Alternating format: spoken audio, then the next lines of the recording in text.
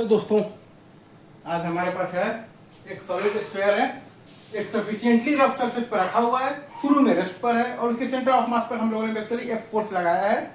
तो हमें बताना है कि फ्रिक्शनल फोर्स क्या होगा ताकि वो प्योर रोलिंग हो सके। तो प्योर रोलिंग हो रहा है, फ्रिक्शन कौन सा फ्रिक्शन होगा? स्टैटिक फ्रिक्शनल फोर्स होगा। तो शुरू में आप देखिएगा कि v बराबर 0 है और आपके पास बेसिकली ओमेगा बराबर भी 0 है। तो v बराबर ओमेगा है, आपके पास 0 बराबर 0 है, राइट? ये बात सही है। तो अब बस आपको बेसिकली स्टैटिक फ्रिक्शनल फोर्स खुद को ऐसे एडजस्ट करेगा ताकि v is equal to omega R तो है ही, और उसके साथ साथ a is equal to alpha R भी हो जाए ताकि v is equal to omega pure rolling maintain रहे, राइट? तो वही काम हम लोग बेसिकली तो करेंगे। तो स्टैटिक फ्रिक्शनल फोर्स का कोई भी एक रैंडम डायरेक्शन मान लेते हैं और फिर हम लोग स्टैटिक फ्रिक्शनल फोर्स का वैल्यू निकाल लेते हैं। अगर वो वैल्यू आपका आ गया है पॉजिटिव, मतलब कि हमने जो डायरेक्शन माना था वो डायरेक्शन सही है, और अगर वो वैल्यू आ गया है निगेटिव, मतलब कि हमने जो डायरेक्शन माना था वो डायरेक्शन तो गलत है, असल में डायरेक्शन उसका उल्टा है। तो हमने यहाँ पर बेसिकली स्टैटिक फ्रिक्शनल फोर्स का डायरेक्शन मान लिया है, बैकवर्ड डायरेक्शन में मान लिया है, राइट? Is it true?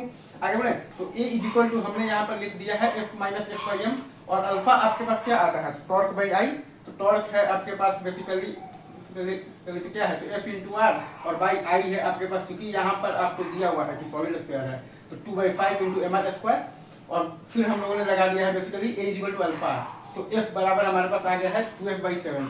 तो frictional force, static frictional force का वैल्यू आपका बेसिकली पॉजिटिव आया, मतलब कि हमने जो डायरेक्शन माना था वो सही था, वी वेयर राइट। एफ का डायरेक्शन है आपके पास बैकवर्ड डायरेक्शन में है, और आपका मैग्नीट्यूड आ रहा है 2f/7, तो एक्सीलरेशन आपके पास आ जाएगा 5f/7 इजी। वैसे ही अगर हम लोग यही काम सेम प्रोसीजर अगर हम लोग करें फॉर द होलो स्फीयर, तो हमारे पास क्या आएगा? a बराबर हमारे पास मतलब कि आएगा s minus F by M, और अल्फा बराबर लिखेंगे तो टॉर्क बाई आई, तो f इंटू आर बाई आ जाएगा 2/3 एम आर स्क्वायर, a बराबर अल्फा आर पर लगाएंगे तो f का वैल्यू आ जाएगा 2f/5। Again static frictional force का वैल्यू पॉजिटिव है, हमने जो डायरेक्शन माना था वो सही है, तो पीछे की तरफ है वैल्यू स्टैटिक फ्रिक्शनल फोर्स का। अगर आप देखिएगा ना तो डायरेक्शन, तो स्टैटिक फ्रिक्शनल फोर्स का डायरेक्शन आपके पास आएगा पीछे की तरफ आएगा, और बेसिकली उसका मैग्नीट्यूड क्या आएगा आपके पास? 2f और बाई 5 आएगा। तो अगेन आप देखिएगा तो एक्सीलरेशन आपके पास इस केस में भी आपके पास क्या आ जाएगा? 3f अपॉन मतलब कि आ जाएगा आपके पास 5m। स्टैटिक फ्रिक्शनल फोर्स का डायरेक्शन आप देखिएगा तो ये केस में आपके पास बेसिकली इस डायरेक्शन में है, और मैग्नीट्यूड है आपके पास 2f और बाई 7, और ये केस में अगर आप देखिएगा तो स्टैटिक फ्रिक्शनल फोर्स का डायरेक्शन तो यही है, और मैग्नीट्यूड है आपके पास 2f/5 है, ठीक है सर? ये सही है।